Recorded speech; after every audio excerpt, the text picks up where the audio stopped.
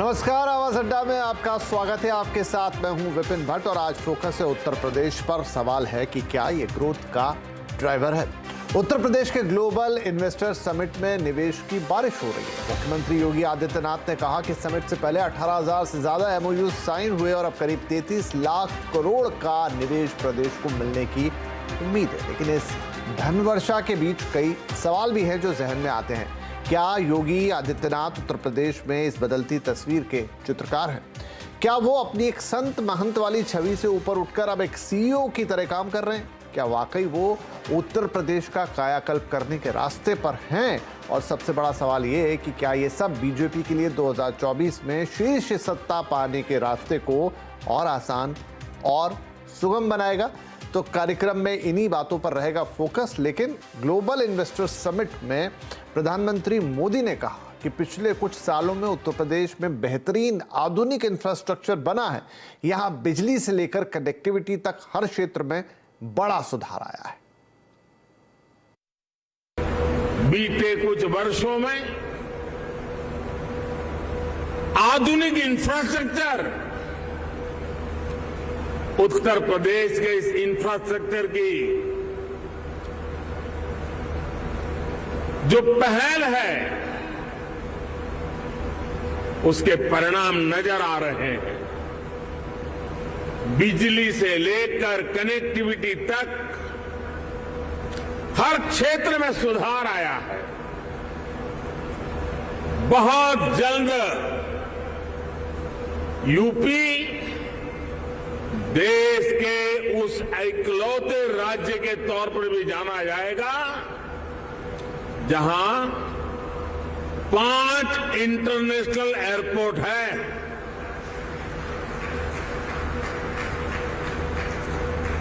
Dedicated freight corridor से UP सीधे समुद्र से जुड़ रहा है। गुजरात और महाराष्ट्र के पोर्ट से कनेक्ट होता जा रहा है। इंफ्रास्ट्रक्चर के साथ साथ यूपी में सरकारी सोच और अप्रोच में ईज ऑफ डूइंग बिजनेस के लिए सार्थक बदलाव आया है। इधर उत्तर प्रदेश के मुख्यमंत्री योगी आदित्यनाथ ने बताया कि निवेशकों के लिए उत्तर प्रदेश सरकार ने कई काम किए हैं। उसका ही नतीजा है कि आज उत्तर प्रदेश में निवेशक जमकर निवेश करने के लिए तैयार है। इस निवेश महाकुंभ में अब तक हमारे पास 18,643 कुल MOU हमारे साथ वर्तमान में हुए हैं और जिनके माध्यम से प्रदेश को अब तक 32,92,000 करोड़ रुपए के निवेश के प्रस्ताव हमें प्राप्त हो चुके हैं, जिनके माध्यम से प्रदेश के अंदर 92,50,000 से अधिक यहां पे नौकरी और रोजगार की संभावनाएं जिनके माध्यम से प्रदेश के अंदर होंगी। ये सभी जो सेक्टरवार प्रस्तावित निवेश है, इनमें रिन्यूएबल एनर्जी है, electronics manufacturing, industrial park, education, manufacturing, warehousing and logistic, real estate, IT enabled services, tourism, textile, power generation, housing, health care, food processing, dairy, food and civil supplies, waste to energy, biofuel, इन सभी क्षेत्रों में हुआ है।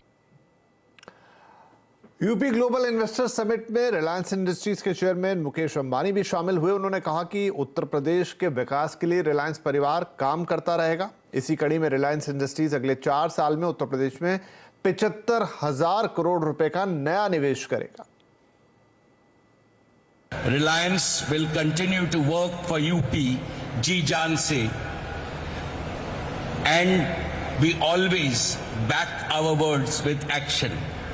When I last visited the summit in 2018, Reliance was just beginning its journey in Uttar Pradesh, and I had committed to Yogi ji that Reliance would be a reliable partner to Uttar Pradesh.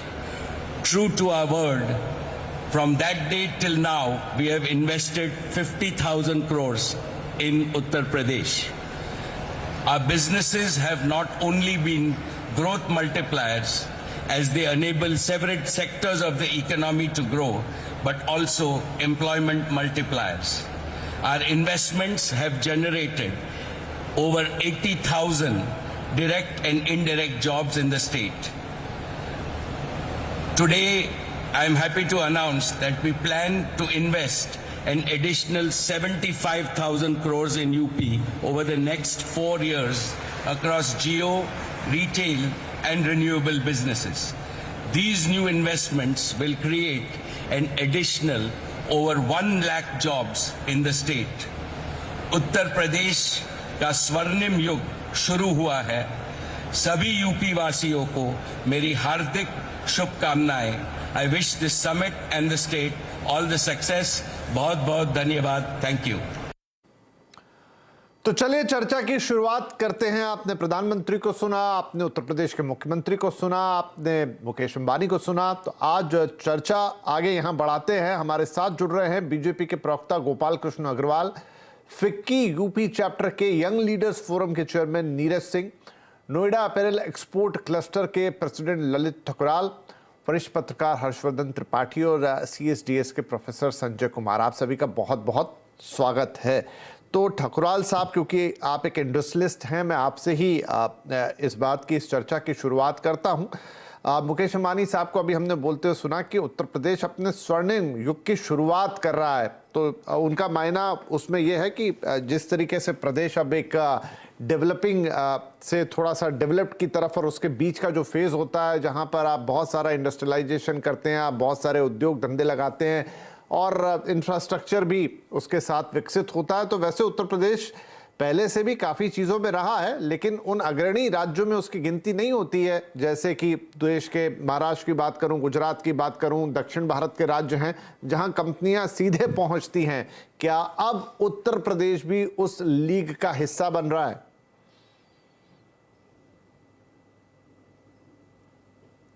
नमस्कार।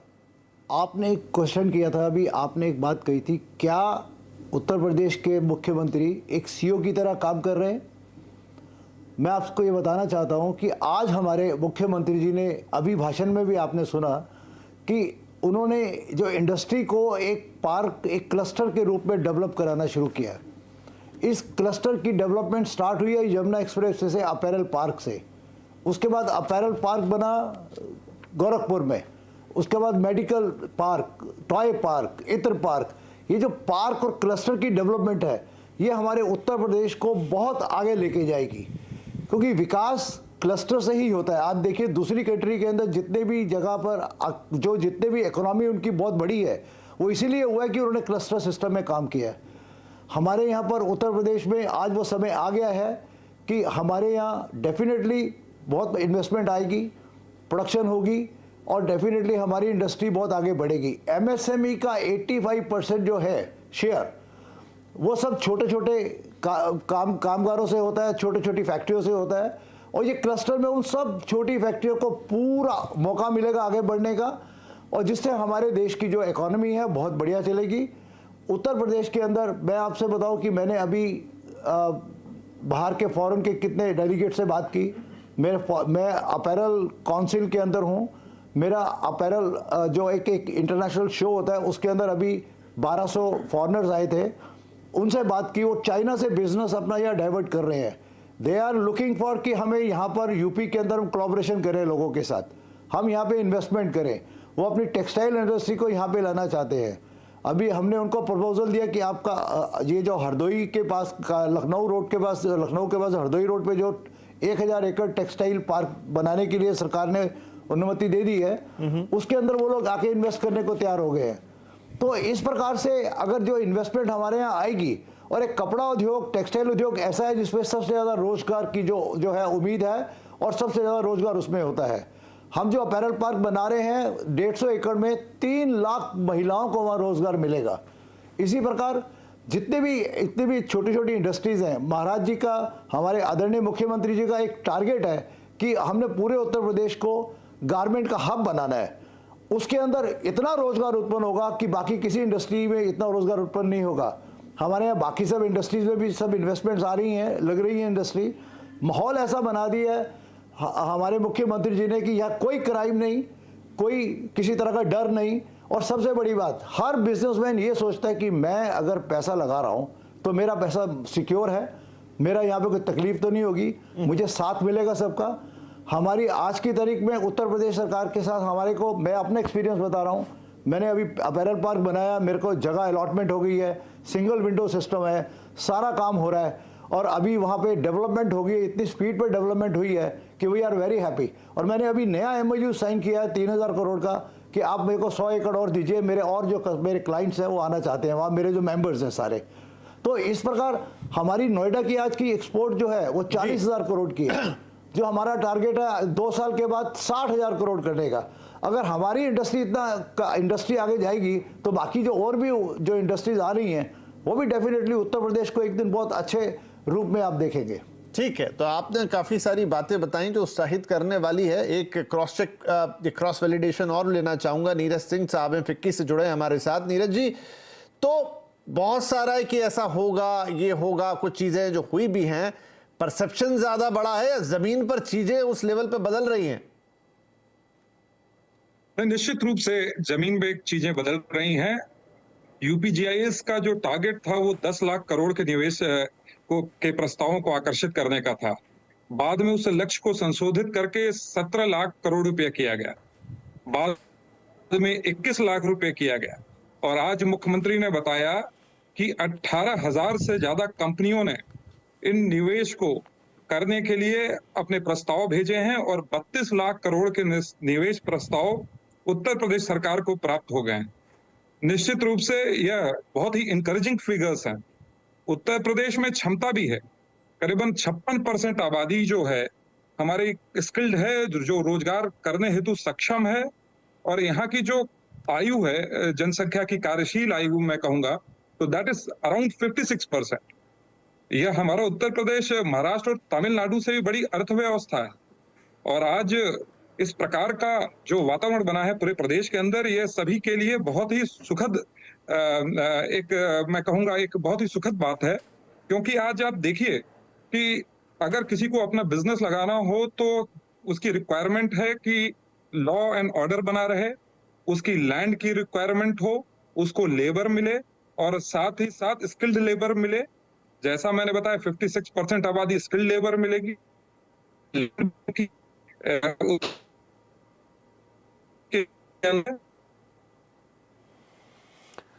नीरज जी के साथ थोड़े संपर्क में यहाँ पर मुझे लग रहा है थोड़ी प्रॉब्लम हुई। फिर से कोशिश करते हैं कि वो जुड़ जाए, उनकी लाइन क्लियर हो और उनकी आवाज़ तस्वीर दोनों हम तक पहुँचे। लेकिन चलते हैं फिलहाल हर्षवर्धन त्रिपाठी जी के पास।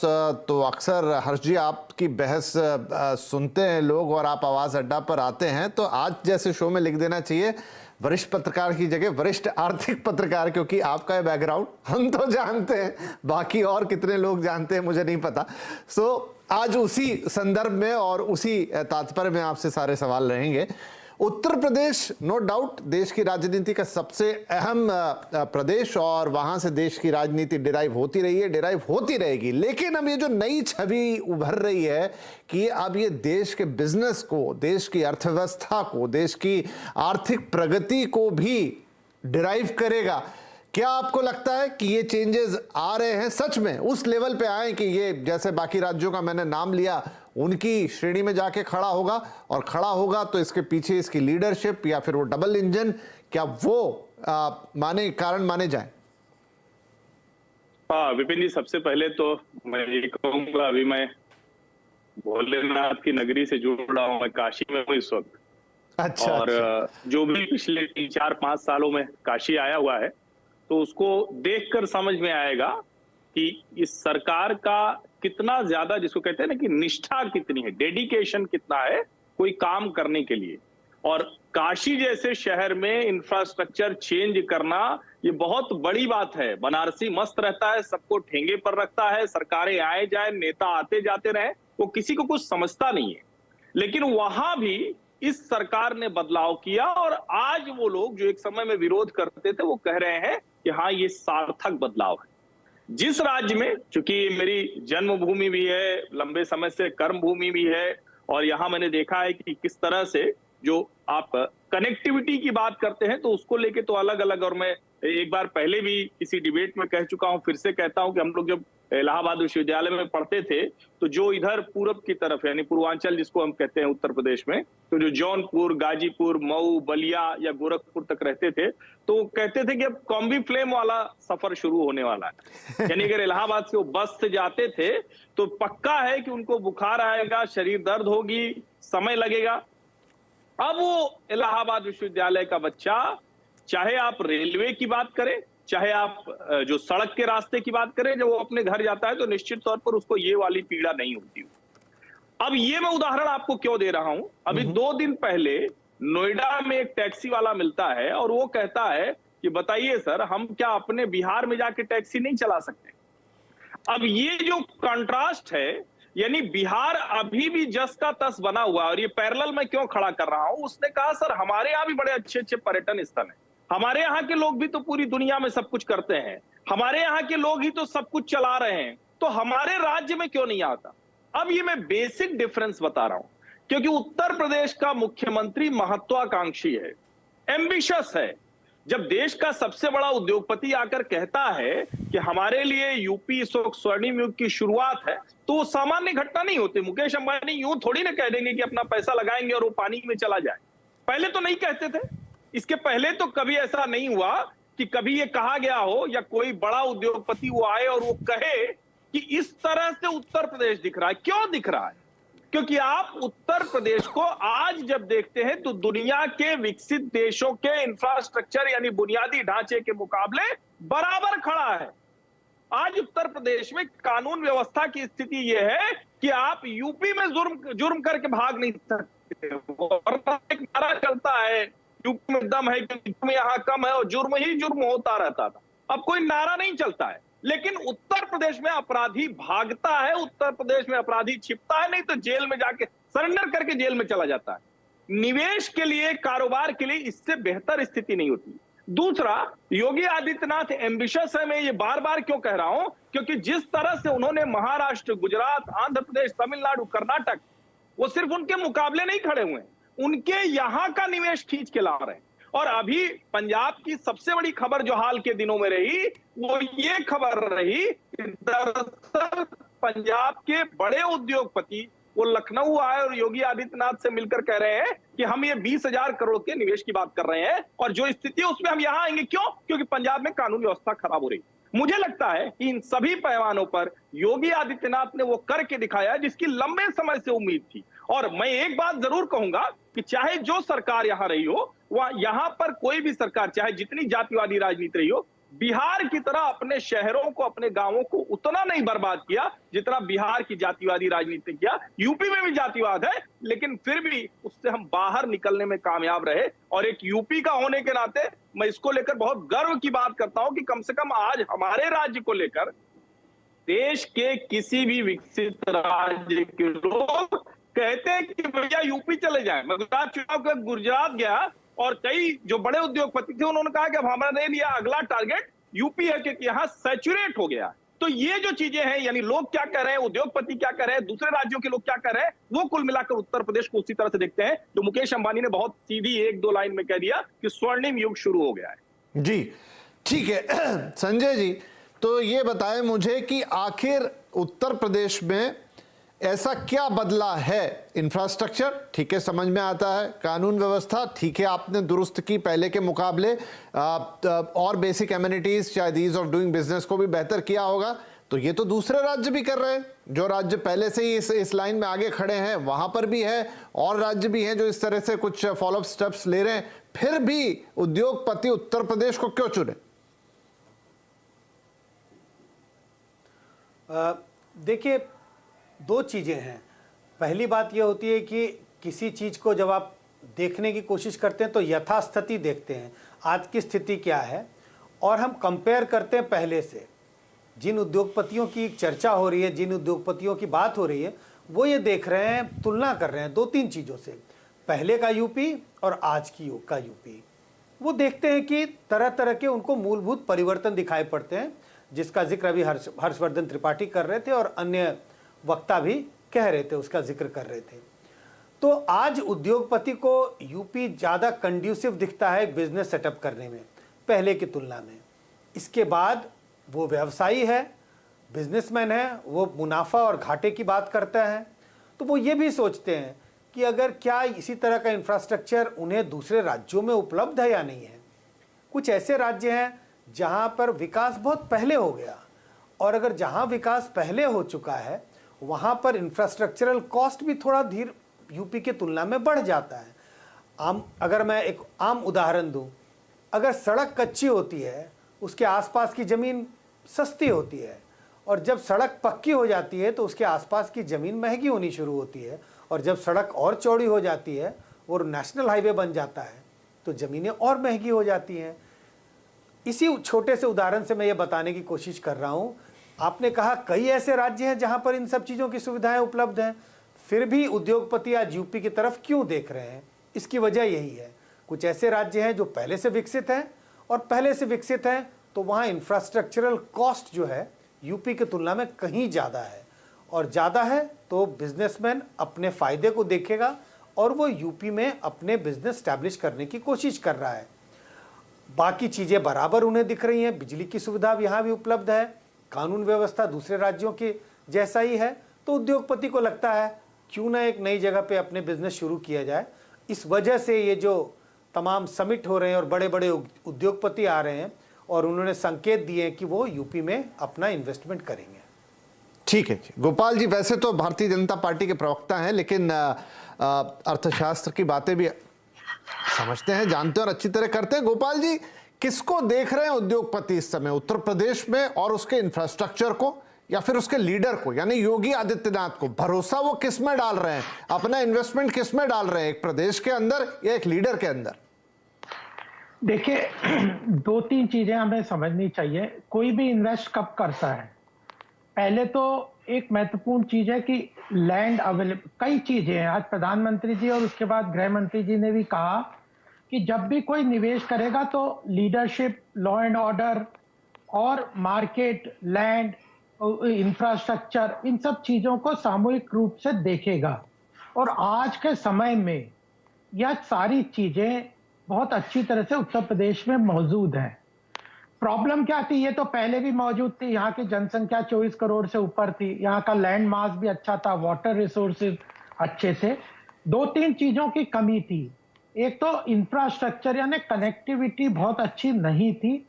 दूसरी थी कि लीडरशिप, ये जो लॉ एंड ऑर्डर था वह इशू बहुत ही लोगों को तकलीफ देता था। ये जो और जो यहाँ पे सत्ता में थे उनको उगाही का बहुत बड़ा उद्योग उसे मानते थे, उनका एक उद्योग चलता था उगाही का।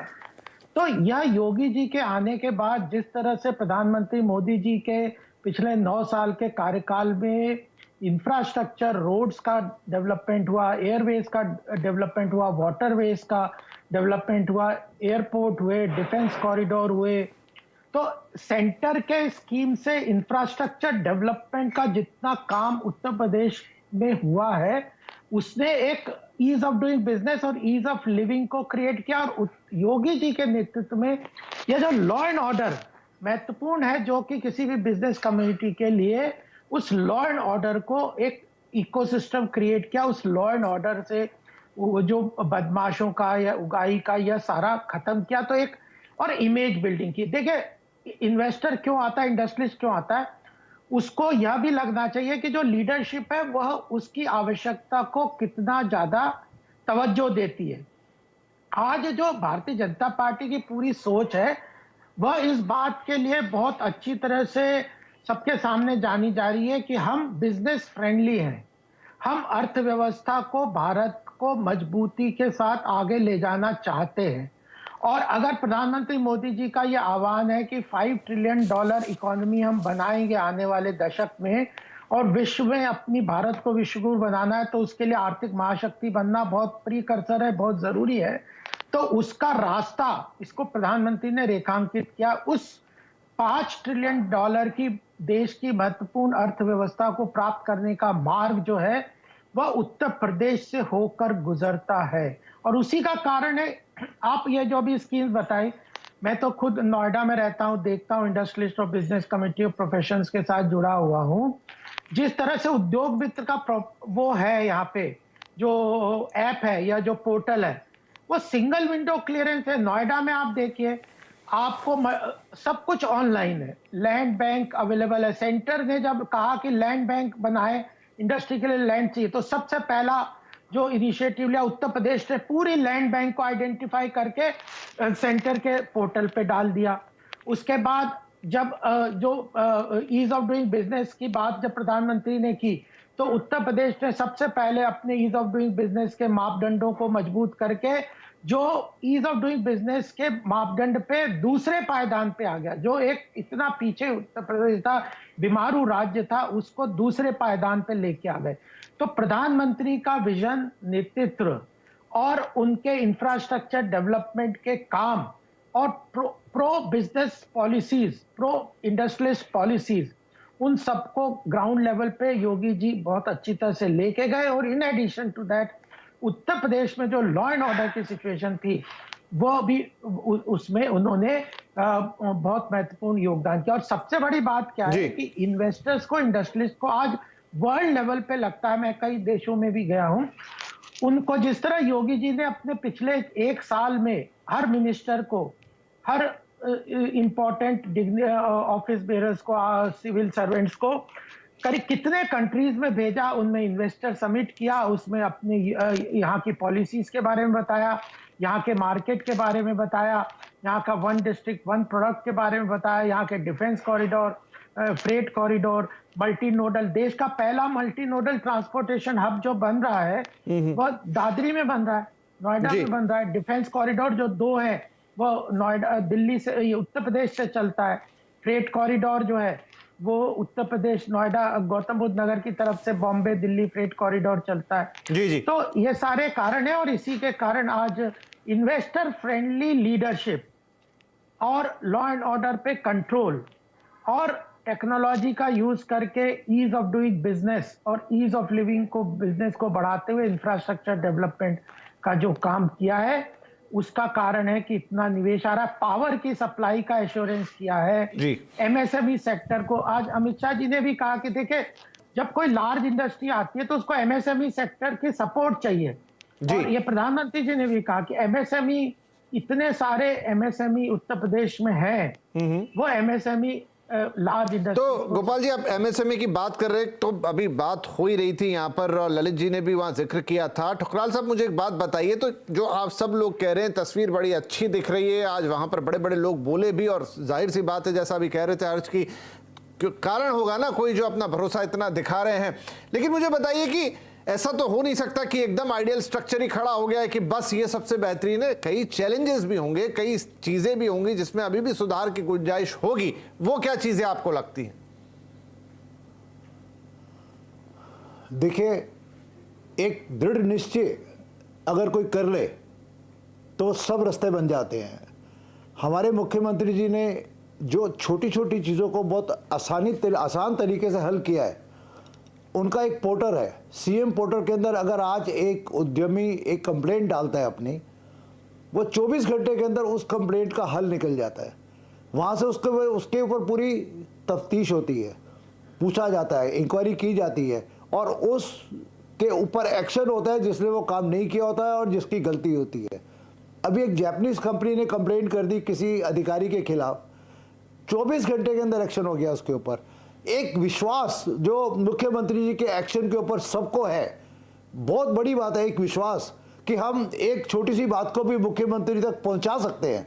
और हमारा काम आज के अधिकारी देखिए ऑनलाइन कर दिया उन्होंने सारा काम। नोएडा में बता रहे थे आपको कि नोएडा में जिसको ज़मीन लेनी है वो ऑनलाइन है, आप पोर्टल में जाइए, आपको मिल जाएगी, आप उसका बिड फाइल करिए और आपको ज़मीन मिल जाएगी तुरंत, आप तुरंत काम शुरू कर सकते हैं। वहाँ ये भरोसा, ये विश्वास जो उत्तर प्रदेश सरकार से हम सब उद्यमियों को मिल रहा है, जो फॉरेन की कंपनियों को मिल रहा है। और देखिए, पहले भी हमारे यहाँ कोरिया से लोग आए थे, हमारे यहाँ कई फैक्ट्रियाँ बड़ी लगी थी नोएडा में, वो सब बंद हो गई थी। क्यों? कि उनको विश्वास नहीं था, उनको तकलीफ होती थी, उसका हल नहीं निकलता था। आज हमारे मुख्यमंत्री जी ने सिस्टम ऐसे बना दिए हैं कि किसी को कोई तकलीफ है उसका हल तुरंत मिलता है। ये विश्वास जो है ना, ये सबसे बड़ी ताकत है आज हम लोगों के लिए। हम लोग इसीलिए सब आगे बढ़ के, और हमें भरोसा है कि दूसरे लोग भी जो आ रहे हैं वो इसीलिए आ रहे हैं।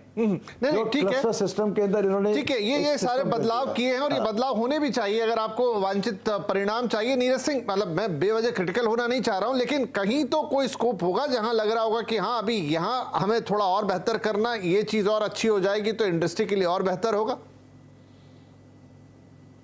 देखिए, मैं बताना चाहता हूं कि जो वर्तमान वित्तीय वर्ष का जो अनुपूरक बजट अभी सरकार ने दिया, उसमें लगभग 6 लाख करोड़ रुपए तक ये पहुंच गया।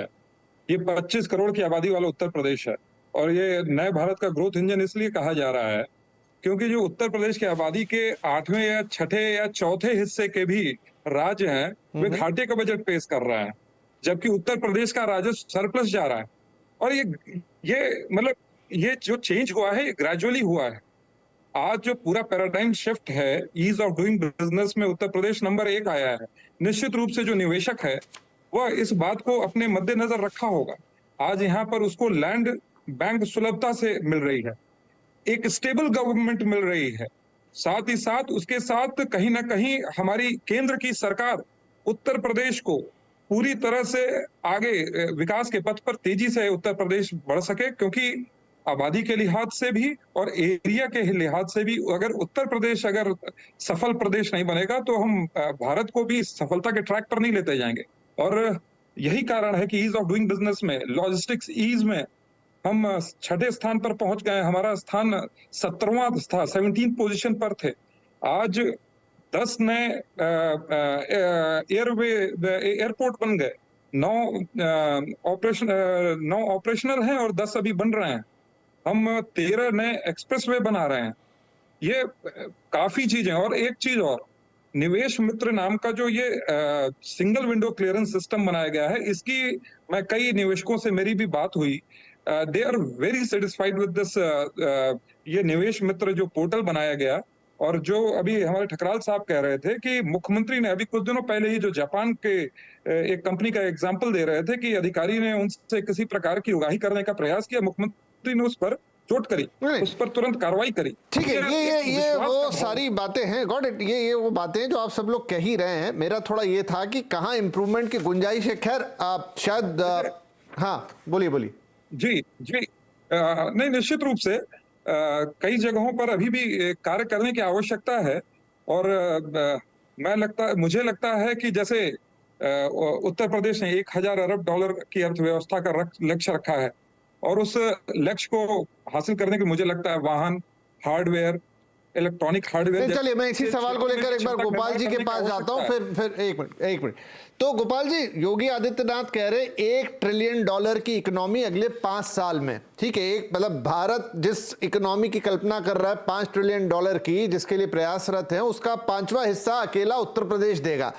तो क्या प्रैक्टिकली आज जहां खड़े हैं वहां से 5 साल में, मतलब देखिए इसको अगर हम कन्वर्ट करें तो 1 लाख करोड़, और वो भी डॉलर, तो करीब 80 लाख करोड़ डॉलर, और आज करीब 21-22 लाख करोड़ के आसपास जीडीपी रुपए, और उसके आसपास आपकी जीडीपी खड़ी, हाँ रुपए में मैं कन्वर्ट करके बोल रहा हूं, तो 80 लाख करोड़ रुपए के आसपास आपको पहुंचना है। आज आप खड़े हैं करीब 21-22 लाख करोड़ के आसपास। 4 गुना का जंप आपको लाना होगा 5 साल में। क्या ये संभव है? देखिए, 2 चीजों का हमें यहाँ ध्यान रखना चाहिए। एक तो आपने चैलेंजेस बताए, पूछ रहे थे आप, तो चैलेंजेस को जब तक हम उन बॉटलनेक्स को नहीं हटाएंगे तो यह पूरे लक्ष्य को प्राप्त नहीं कर सकेंगे, और हमें वो चैलेंजेस का ध्यान में भी रहना चाहिए। एक चैलेंज मेरे ध्यान में आता है, वो पावर की अवेलेबिलिटी उत्तर प्रदेश को और इम्प्रूवमेंट करनी पड़ेगी, इसमें और काम करना पड़ेगा। ट्रांसमिशन और इसके पावर की अवेलेबिलिटी, इस चीज में मुझे लगता है कि, और इसमें जरूर योगी जी का बड़ा ध्यान है। 1-2 चीजें और हैं जो देखें, जो एजुकेशन लेवल है, एजुकेशन स्किल्ड लेबर की आवश्यकता है। स्किल्ड लेबर के ऊपर एजुकेशनल इंस्टीट्यूशन अपने आप में ग्रेटर नोएडा एक एजुकेशनल हब बन रहा है। एजुकेशन में स्किल्ड लेबर की अवेलेबिलिटी, चाहे उसमें जो हथकरघा से लेके और तरीके के जो है, इसमें भी सरकार को बहुत काम करना पड़ेगा, और अवश्य काम करेंगे। दूसरी बात यह है कि जब 4 गुने की आप बात करते हैं, क्या होता है, ये जो इन्वेस्टमेंट है ना, देखिए सरकार अकेले कुछ काम नहीं कर सकती, सरकार इनेबलिंग एनवायरनमेंट क्रिएट करती है। ये तो नहीं है कि अब ये सारे इंडस्ट्री सरकार लगा लेगी, सरकार ने अपनी तरफ से इनेबलिंग एनवायरनमेंट उत्तर प्रदेश में खड़ा किया है। उस इनेबलिंग एनवायरनमेंट को जनता, ग्लोबल इन्वेस्टर्स और इंडस्ट्रीज के सामने पहुंचाया है और वह अब निवेश करेंगे, उनको हेल्प करना है, उनको सपोर्ट करना है, उनको इंफ्रास्ट्रक्चर देना, उनको सारी चीजें कर दी है, तो यह कंबाइंड इम्पैक्ट रहेगा। लेकिन एक साथ जब आपने पूछा कि 4 गुना कैसे हुआ, क्या होता है कि वो ये जो है ना कलेक्टिव मास डेवलप होता है, इनर्शिया होता है। जब एक आदमी इन्वेस्ट करता है तो 4 उसके साथ और लोग भी इन्वेस्ट करने के लिए आते हैं। और अब अगर मोबाइल इंडस्ट्री उत्तर प्रदेश में नोएडा और आसपास में डेवलप हुई है, तो हम देखते हैं कि शुरू में सैमसंग आया, प्रधानमंत्री जी ने उसका उद्घाटन किया और उसके बाद उसके साथ कितने सारे मोबाइल इंडस्ट्रीज यहाँ पे आए, लगभग 150-200 मोबाइल इंडस्ट्रीज इस क्षेत्र में आए। और मोबाइल इंडस्ट्री आई तो उसमें कई तरह के एंसिलरी यूनिट्स आए, एंसिलरी यूनिट्स आए तो ट्रांसपोर्टेशन के यूनिट आए। तो यह जो कैटलिस्ट इम्पैक्ट है, यह अपने आप में अट्रैक्ट करता है और यह मोमेंटम क्रिएट करता है। और वह तेजी से उस मोमेंटम से हम देखते हैं कितनी इकोनॉमीज, अगर जापान और वर्ल्ड में चाइना और कितने सारे इकोनॉमीज हैं जिन्होंने जब मोमेंटम किया और लीडरशिप कंड्यूसिव है। सबसे पहली बात है लीडरशिप का माइंड क्या है। तो मैं बता रहा हूँ, भारतीय जनता पार्टी में मोदी जी और अपने यूपी के CM Yogi Adityanath ji pro business conducive mindset को स्टैब्लिश करने के लिए सक्षम है। मैं तो इतने इंडस्ट्रियलिस्ट और बिजनेस कम्युनिटी से मिलता हूं, देखिए हर चैलेंजेस कहाँ नहीं होंगे, यहाँ भी होंगे, वो होंगे, लेकिन अगर सरकार, उनको ये इन्वेस्टर को लगता है कि सरकार हमारी बात सुनती है, सरकार उन चीजों को करेक्ट करने का प्रयास करती है, उन चैलेंजेस को मीट आउट करती है और there is a market opportunity, huge market है। पूरा यूरोप एक साथ मिला ले, उससे बड़ा लैंड मास उत्तर प्रदेश के पास है, उससे बड़ी जनसंख्या यहाँ है। तो यूरोप की इकोनॉमी अगर कई कई ट्रिलियन डॉलर्स की हो सकती है तो उत्तर प्रदेश की क्यों नहीं हो सकती। उत्तर प्रदेश में फेलियर था लीडरशिप की कमिटमेंट और लीडरशिप की मेहनत और लीडरशिप का अपना भ्रष्टाचार और उसमें लिप्त होना। मैं तो नोएडा और यहाँ उगाई बिल्कुल एक इंडस्ट्री के रूप में मानते थे। आप जैसा बिहार का हाल है उत्तर प्रदेश का हाल था। लोग नोएडा में इतनी अच्छा इंफ्रास्ट्रक्चर था, मकान लैंड अवेलेबल है, दिल्ली के इतना पास है, ना इंडस्ट्री लगाने को तैयार थे, ना यहाँ पे मकान लेने को तैयार थे जी। तो अब वो स्कूल बन रहे हैं, एजुकेशनल इंस्टीट्यूशंस बन रहे हैं, पार्क बन रहे हैं, इंफ्रास्ट्रक्चर बन रहा है, कंड्यूसिव एनवायरनमेंट है। तो यह सारा प्रोपेल करेगा। तो इसमें कोई शक नहीं है कि आने वाले 5-6 साल में उत्तर प्रदेश की इकोनॉमी $1 ट्रिलियन की हो जाएगी, क्योंकि ये मोमेंटम क्रिएट बहुत तेजी से हो रहा है। और आप यहीं देखें ना, लक्ष्य था 10 लाख करोड़ का, हम सबको लग रहा था 10 लाख करोड़ भी इतना बड़ा लक्ष्य है, कैसे पूरा करेंगे, पूरे विश्व में जाना है, कैसे करेंगे, लोग आएंगे कि नहीं, कोई ऐसे तो कमिटमेंट इन्वेस्टमेंट करता नहीं है। प्राइवेट इन्वेस्टमेंट अट्रैक्ट करना, विपिन जी आज के समय में इतना समझदार है प्राइवेट इन्वेस्टर, इंडस्ट्रियलिस्ट, कि जब तक वो फ्यूचर को सिक्योर नहीं समझेगा जी, और फ्यूचर सिक्योर में जो स्टेबल गवर्नमेंट की भी एक इंपॉर्टेंस होती है सेंटर और स्टेट में, और दूसरी बात है कि डबल इंजन की ग्रोथ के कारण जिन जिन प्रदेशों में डबल इंजन की आ रही है वह भी बहुत तेजी से प्रगति कर रहे हैं। तो डबल इंजन की ग्रोथ, सरकारी योजनाओं को ग्राउंड लेवल तक पहुंचाना, इंफ्रास्ट्रक्चर क्रिएट करना, ह्यूज मार्केट की अवेलेबिलिटी, ह्यूज लैंड मास का होना, और फिर ग्लोबल इन्वेस्टर्स को उसके प्रति मूव करना। एक इंडस्ट्री का नाम नहीं लूंगा, उनकी एक फैक्ट्री यहाँ थी, बहुत पहले से उन्होंने खोली हुई है ग्रेटर नोएडा में।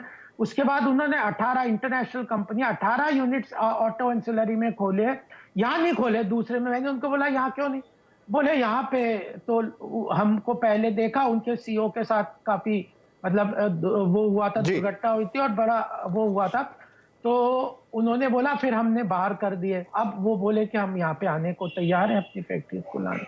तो यह पूरा मोमेंटम है और जिसके कारण मुझे ठीक है। तो अब ये ठीक है, आप कह रहे हैं जो अब ये मोमेंटम बरकरार भी रहना चाहिए और इसके लिए इसके पॉलिटिकल फॉल आउट भी होंगे। तो अब डबल इंजन है तो वो दिल्ली से भी चले और वो लखनऊ से भी चले, तो ये भी ज़रूर दोनों लीडर्स की नज़र में होगा। तो ब्रेक लेते हैं, ब्रेक के बाद यही कि क्या 2024 का रास्ता इसी इन्वेस्टर कॉरिडोर से होता हुआ जाएगा, एक नज़र वहाँ पर भी होगी। उसके लिए भी दिमाग में ज़रूर एक प्लान होगा इन लीडर्स के, वो क्या होगा और क्या वो कन्वर्जन होता हुआ भी दिखाई देगा। एक छोटा सा ब्रेक के बाद बातचीत जारी रहेगी।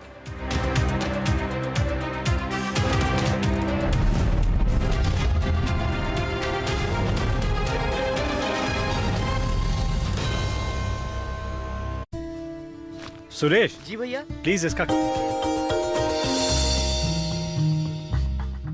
डू यू नो में आज हम बातचीत करने वाले हैं डीएलएफ की, दिल्ली लैंड एंड फाइनेंस। ये इस कंपनी का फुल फॉर्म है और ये सबसे पुरानी रियल स्टेट कंपनियों में शुमार है। 1946 में इस कंपनी की शुरुआत हुई थी और चौधरी रघुवेंद्र सिंह साहब ने इसकी शुरुआत की थी।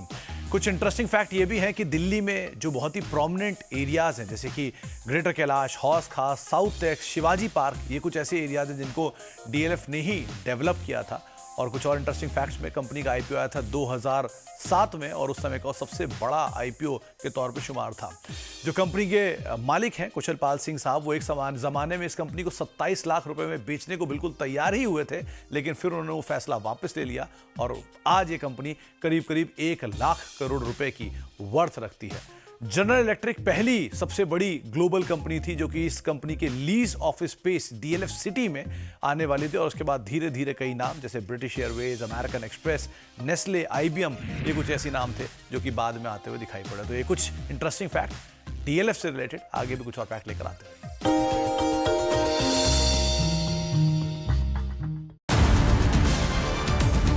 सीएनबीसी आवाज है बजट का असली डेस्टिनेशन। सीएनबीसी आवाज की बजट मेगा कवरेज का यूट्यूब पर दबदबा। बजट के दिन यूट्यूब पर मिले अपने कॉम्पिटिटर्स से 169% ज्यादा व्यूज। बजट के दौरान मिले आपके बेशुमार प्यार और विश्वास के लिए बहुत बहुत शुक्रिया। देखते रहिए सीएनबीसी आवाज, आपके मुनाफे की बात।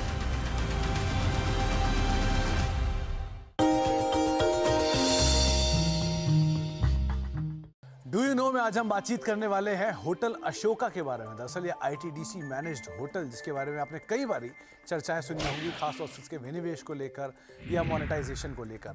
लेकिन कुछ इंटरेस्टिंग फैक्ट की अगर बात की जाए तो दरअसल इस होटल का नाम जो है वो अशोका द ग्रेट के नाम पर रखा गया था, इसलिए द अशोका पहले इसका नाम था, बाद में अशोक कर दिया गया।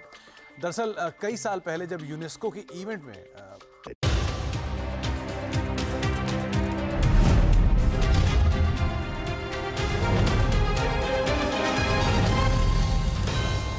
वेलकम बैक, आप देख रहे हैं आवाज अड्डा और बात हो रही है उत्तर प्रदेश की। और जो टॉपिक है, जो विषय है कि उत्तर प्रदेश में चल रहा है उनका इन्वेस्टर समिट, जहां पर नो डाउट बड़े बड़े इंडस्ट्रियलिस्ट आके अपने प्रपोजल्स दे रहे हैं, पैसों की एक तरीके से बारिश हो रही है। वही हमने चर्चा की कि उत्तर प्रदेश ने किस तरीके से अपने आप को परिवर्तित किया और अब वो एक ऐसे राज्य के तौर पर उभर कर आया है जो इन्वेस्टमेंट डेस्टिनेशन के तौर पर अपनी पहचान बना रहा है। लेकिन अब इसके थोड़े से पॉलिटिकल एंगल पे बात करेंगे। हर्षवर्धन त्रिपाठी, तो जब योगी आदित्यनाथ उत्तर प्रदेश की कमान उन्होंने संभाली और एक तरफ उनको डबल इंजन का साथ मिला, तो अगर हम देखें कि नरेंद्र मोदी जब प्रधानमंत्री बने तो उनके साथ वो एक लीगेसी लेकर आए थे जो सीएम ऑफ गुजरात की थी और जिस तरीके से वो एक गुजरात मॉडल देखा जाता था उनके साथ एसोसिएटेड था। लेकिन योगी आदित्यनाथ के साथ ऐसा कुछ भी नहीं था, किसी ने ये उम्मीद नहीं की होगी। लेकिन अब जबकि ऐसा हो रहा है, वो भी कर रहे हैं, केंद्र का भी सपोर्ट है, इसका क्या पॉलिटिकल डिविडेंड भी मिलेगा? देखिए विपिन जी, सबसे पहले तो मैं ये कहूंगा कि उत्तर प्रदेश अगर इन्वेस्टमेंट डेस्टिनेशन के तौर पर बहुत लोगों को पता है तो पहले 2-3 बात समझ लीजिए। और उसको मैं इसलिए बता रहा हूं क्योंकि मैं इसी राज्य में पैदा हुआ, इसी राज्य में बड़ा हुआ, इसी राज्य में पढ़ाई लिखाई हुई और मैं उस मुंबई में भी 4 साल रहा। मुंबई में या पूरे महाराष्ट्र में कहें या गुजरात में कहें या कर्नाटक में कहें या आंध्र प्रदेश में कहें, पैसा कमाना बुरा माना जाता है क्या? लेकिन उत्तर प्रदेश और बिहार के लोगों को एक पॉलिटिकल, एक कहें कि उनकी नर्चरिंग ऐसे की गई कि जैसे पैसा कमाना बुरा है। इंडस्ट्रियलिस्ट जो है, उद्योगपति जो है, वो बेकार आदमी, वो गंदा आदमी है, वो चोर आदमी। और मुझे लगता है कि ये जो जिसको मेंटल शिफ्ट कहते हैं, लोगों की मानसिकता में ये बड़ा बदलाव जो हुआ है, इसके लिए नरेंद्र मोदी को क्रेडिट दिया जाना चाहिए। और आपने कहा कि लीगेसी नरेंद्र मोदी के पास थी, क्योंकि गुजरात के मुख्यमंत्री के तौर पर थे, वहां गुजरात मॉडल लेकर आए थे, डेवलप्ड स्टेट था। लेकिन उसके आगे की बात यह कि यहाँ योगी आदित्यनाथ को एक बड़ा एडवांटेज ये है कि नरेंद्र मोदी ये एनवायरमेंट पहले क्रिएट कर चुके हैं।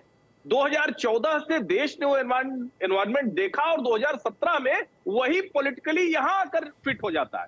और जब 17 से 22 की सरकार चली तो उसको योगी आदित्यनाथ ने, फिर से कह रहा हूं, पूरी महत्वाकांक्षा के साथ और इस पॉलिटिकल एम्बिशन में योगी आदित्यनाथ के जो इकोनॉमिक एम्बिशंस हैं, यूपी का जो डेवलपमेंट है, और देश के सबसे बड़े राज्य का अगर ये एम्बिशन नहीं होगा तो किसका एम्बिशन होगा कि वो सबसे ऊपर की अर्थव्यवस्था बने। और इसीलिए जब $1 ट्रिलियन की बात करते हैं तो वो सीधे सीधे चुनाव के नतीजों से जुड़ता है। यूपी का हर व्यक्ति आज ये देख रहा है, ये जो मेंटल शिफ्ट हुआ है कि भैया पैसा कमाना बुरी बात नहीं है, और अगर अपने राज्य में रहकर कमा सकते हैं, उद्योग धंधे लग सकते हैं, तो भला क्यों नहीं। इससे रोजगार भी बनेगा, आर्थिक स्थिति ठीक होगी, और भारतीय जनता पार्टी के लिए वो चुनाव जीतने की स्थिति में बनती है। लेकिन 2 लाइनें जोड़ दो। आप बार बार पूछ रहे हैं कि क्या सब कुछ अच्छा हो गया, ऐसा नहीं है। पावर की स्थिति पिछले कार्यकाल से खराब हुई है। कई जगह पर एडमिनिस्ट्रेटिव जो रिफॉर्म होने चाहिए वो नहीं हुए हैं। कई जगह पर ऐसी मुश्किलें आती हैं जिसको कहते हैं ना कि अब 1 स्टेप अहेड कैसे जाएं, तो वहां जाकर मामला रुकता हुआ दिखता है। जब उद्योग बड़े लेवल पर ठीक होता है तो क्या छोटे लेवल पर भी उसी तरह से उद्योगपति जो जिले में अधिकारी है वो लोग उसका हैंड होल्डिंग कर रहे हैं क्या? वहां भी बहुत सी मुश्किलें हैं, उन सबको ठीक करना होगा $1 ट्रिलियन इकोनॉमी के लिए। गोपाल जी, कोई रिएक्शन? कुछ पॉइंट हैं जो हर्षवर्धन उठा रहे हैं कि वो अभी भी हैं, लूप होल्स कह लीजिए, लूज स्क्रू कह लीजिए, जिन्हें टाइट करना होगा।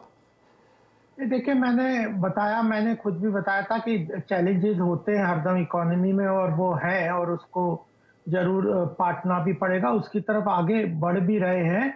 और आपने देखे एक चीज में यहाँ, आपने एक प्रश्न विपिन जी, उसमें बहुत महत्वपूर्ण प्रश्न है कि पॉलिटिकल फॉल आउट या पॉलिटिकल इसका इम्प्लीकेशन क्या होगा जो अर्थव्यवस्था पे इतना ज्यादा फोकस है। इस बार प्रधानमंत्री जी ने जिस तरह से बजट दिया है केंद्र में, उससे स्पष्ट साफ नजर आ रहा है कि उन्होंने इस बात को स्टैब्लिश किया पिछले 9 साल में, good economics is good politics. पहले यह था, देखिए आज भारत एस्पिरेशनल भारत है, युवा पॉपुलेशन है, जो यंग पॉपुलेशन है, वह चाहता है कि वह अर्थव्यवस्था के मजबूती से भारत देश की बने और उसमें आर्थिक रूप से वह सशक्त हो। महिलाएं आर्थिक सशक्तिकरण, लोगों ने मजा चखा है, उसका आनंद लिया है कि अर्थव्यवस्था मजबूत होगी तो उन सबका फायदा होगा। और केवल डिस्ट्रीब्यूटिव मॉडल्स जो हैं, बिना आर्थिक व्यवस्था के विकास के डिस्ट्रीब्यूटिव मॉडल फेल होते हैं। और मैं तो कहता हूं क्रोनी सोशलिज्म जो करना चाहते हैं कि गरीबों का नाम लो, उनको वोट बैंक बनाओ और उनके लिए कुछ ना करो और वोट बैंक की तरह काम चलो, उसके दिन अब पट गए। उत्तर प्रदेश पहले गुजरात था, उसके बाद केंद्र में प्रधानमंत्री मोदी जी के केंद्र सरकार का दूसरा कार्यकाल में तेजी से जीत के आना, और तीसरा उत्तर प्रदेश में पहले कार्यकाल के बाद दोबारा बहुत मजबूती से योगी जी का आना और तेजी से अर्थव्यवस्था को आगे बढ़ाना। तो good economics is good politics, ये बिल्कुल स्टैब्लिश हो गया। गुड इंफ्रास्ट्रक्चर, आज के आम आदमी से आप पूछो, वो कहेगा मुझे तो रोटी, कपड़ा, मकान, नौकरी, रोजगार, यह सब दो, मुझे अच्छा इंफ्रास्ट्रक्चर दो, अच्छा मकान दो। तो यह एक बहुत बड़ा बदलाव है पूरे देश में, और इसी कारण हम जीत रहे हैं। ठीक है, अब क्योंकि गोपाल जी समय कम है तो मैं फायदा होने वाला, फटाफट कुछ सवाल और ले लूं। ललित ठकराल साहब, ये बताइए कि एक समय में कानपुर आपका मैनचेस्टर कहलाता था, और जिस तरह से वहां का प्रोडक्शन और सारा कुछ था, फिर उसने वो स्टेटस खो दिया, जो भी रीजन रहे हो, क्या अब वो मौका फिर बन रहा है कि ठीक है कानपुर सही, अब तो पूरा प्रदेश, मैं अकेले कानपुर की क्यों बात करूं, स्टेटस फिर उस तरफ जा सकता है? देखिए, पहले ये मैनचेस्टर कहलाता था, सोने की चिड़िया कहलाता था। आज जो सबसे ज़्यादा जो रोज़गार है वो टेक्सटाइल इंडस्ट्री से होता है। पहले टेक्सटाइल इंडस्ट्री सारी मिलें कानपुर में थी, फिर साउथ में चली गई, गुजरात चली गई, अब ये वापस यहाँ आ रही हैं। देखिए आज हिंदुस्तान के अंदर 130 लाख करोड़ का एक्सपोर्ट है, 40,000 करोड़ का एक्सपोर्ट सिर्फ नोएडा से होता है। नहीं तो ठकराल साहब यहाँ एक थोड़ा बीच में टोक रहा हूँ। हर प्रदेश के मुख्यमंत्री जब वो इन्वेस्टर समिट करते हैं तो वो ये बात बोलते हैं कि हम टेक्सटाइल को प्राथमिकता देते हैं क्योंकि इससे बहुत ज्यादा रोजगार पैदा होता है। लेकिन अब इतना टेक्सटाइल तो हो नहीं जाएगा कि वो हर प्रदेश में उस लेवल पे लग जाए। तो क्या यूपी के पास वो एक्स्ट्रा एज है? मैं आपको एक बात आपके संज्ञान में लाना चाहता हूं, अगर जो चाइना से जितना एक्सपोर्ट हो रहा है उसका 5% अगर वो हिंदुस्तान में डाइवर्ट हो जाता है तो हिंदुस्तान में बाढ़ आ जाएगी, इतना काम आएगा। देखिए टेक्सटाइल इंडस्ट्री ऐसी इंडस्ट्री है, सब बहुत ज़्यादा रोजगार मिलता है, नो डाउट, और कम इन्वेस्टमेंट में काम होता है। ठीक है, आज देखिए मैं किसी अर्थशास्त्री से बात कर रहा था, उन्होंने बताया कि जो युवा पीढ़ी जो हमारी है, young, we are young India, आने वाले 20 साल में जितने यंग हमारे यहाँ कहीं नहीं होंगे। और हमारे जो चीफ मिनिस्टर साहब के जो उनके फैसला लेने का, एक डिसीजन लेने का सिस्टम है, उस सिस्टम को देखते हुए उन्होंने बताया, कहते देखिए अगले 12 साल के अंदर हिंदुस्तान ये बहुत बड़ी पावर बनने जा रहा है और अगले 24 साल के अंदर इंडिया वर्ल्ड की सबसे बड़ी ताकत होगा और चाइना नंबर 2 होगा और अमेरिका नंबर 3 होगा। ये बड़े बड़े अर्थशास्त्रियों की कैलकुलेशन है, जिस हिसाब से हम लोग काम करते हैं। हम बड़े खुश हैं इस बात को सुन के। देखिए जो इम्प्लीमेंटेशन है वो बहुत इंपॉर्टेंट है, जिसकी आप कह रहे थे कि कमी क्या है, कैसे होना चाहिए। मेरा मानना है वो कमी नहीं होगी। ये जो इम्प्लीमेंटेशन है, जो हमारे ऑफिसर्स लोग काम करते हैं उसको इम्प्लीमेंट करते हैं, वो बहुत ज़रूरी है कि वो समय पे चीज़ होए, तो ये हमारे को कोई बाधाएं नहीं आएंगी। ठीक है, अब इसे मैं देख रहा हूँ बड़े पॉइंट सर, अगर इम्प्लीमेंट करना है, हाँ, लेकिन उसके आगे की चीज की वो इम्प्लीमेंटेशन करना है तो इसी सिस्टम को आगे बढ़ना पड़ेगा, इस लीडरशिप को आगे बढ़ना पड़ेगा और वो पॉलिटिकल लीडरशिप हर 5 साल में टेस्ट होती है। संजय साहब, एट लास्ट मोदी मैजिक और योगी का प्रशासन 2024 की जीत का फॉर्मूला? बिल्कुल, अगर आप यूपी की बात करें, इस बात की चर्चा हो रही थी कि क्या 2024 का जो चुनाव का रास्ता यूपी होके जाएगा, ये ज़रूर, इस बात में सत्यता है। इसके 2-3 कारण हैं। पहला कारण तो ये है, यूपी में 80 लोकसभा की सीटें हैं और जिस बात का जिक्र अभी आपने किया, एक तरफ प्रधानमंत्री मोदी और दूसरी तरफ योगी आदित्यनाथ, दोनों का काम जिस तरह से लोग सराह रहे हैं, जिस तरह से सराहा जा रहा है और जिस तरह से दोनों का स्टेचर है। अगर आप प्रधानमंत्री मोदी की पॉपुलैरिटी की बात करें तो देश भर में काफ़ी पॉपुलर लीडर हैं। अगर हम योगी आदित्यनाथ की बात करें तो यूपी में काफ़ी पॉपुलर हैं। तो मुझे लगता है ये जो दोनों, जो डबल इंजन की सरकार बार बार जिसका जिक्र होता है और हम सर्वेक्षणों में भी ये पूछते हैं सवाल, तो ये देखने को मिलता है कि लोग इस बात की सहमति भरते हैं कि राज्य के विकास के लिए ये ज़रूरी है, डबल इंजन की सरकार अगर हो तो राज्य का विकास तेजी से होगा। निश्चित रूप से मुझे लगता है 2024 के लिए मोदी योगी का जो कॉम्बिनेशन है बीजेपी के लिए काफी लाभदायक साबित होगा। चलिए, तो बीजेपी के लिए काफी लाभदायक साबित हो सकता है, संजय जी का कहना है। कोई क्विक टिप्पणी हर्षवर्धन? नहीं, मुझे लगता है कि सारी बात कही जा चुकी है और मैं बस यही कहूंगा कि पॉलिटिक्स और इकोनॉमिक्स ये दोनों बड़ा महत्वपूर्ण है। ये उत्तर प्रदेश के लोगों को समझ में आया है, निवेशकों वगैरह को छोड़ दीजिए। मैं बार बार कह रहा हूं कि यूपी के लोग ये समझ गए हैं और अगर देश के सबसे बड़े राज्य के लोग ये समझते हैं, और ये पहले से कहा जाता है, वरना पहले कह दिया जाता था कि तुम बहुत अच्छे हो, राजनीति तुम करते हो, तुम्हारे यहाँ से प्रधानमंत्री मिलते हैं, लेकिन कमाल है कि सड़क पे जाना है तो कॉम्बी फ्लेम वाली सड़क, तो भैया कैसे काम चलेगा। ये समझ गया है, उसका लाभ पॉलिटिकली भारतीय जनता पार्टी को हो रहा है। ठीक है, और ये 2024 में भी आता हुआ दिखेगा, ये बात ही उसको आगे बढ़ा रहे हर्षवर्धन त्रिपाठी। तो ये समिट तो अभी चल रहा है और भी आगे शायद इसमें अनाउंसमेंट आएंगे, वो पैसा बढ़ सकता है और आगे चला जाएगा। लेकिन अब ये चैलेंज है, इसको इम्प्लीमेंटेशन, अभी बोल ही रहे थे ठकुराल साहब कि इम्प्लीमेंटेशन एक थोड़ा चैलेंज हो सकता है कि उसको उसी पेस के साथ आगे ले जाना, उस पूरे भरोसे को वैसे कायम रखना, उस माहौल को, उस इकोसिस्टम को वैसा ही रखना और उसे और डेवलप करना। हो सकता है हम उत्तर प्रदेश को भी एक दिन उसी जगह पे देखें जहां भी दूसरे राज्यों की गिनती होती। बहुत शुक्रिया आप सभी मेहमानों का इस कार्यक्रम में शामिल होने के लिए। नमस्कार।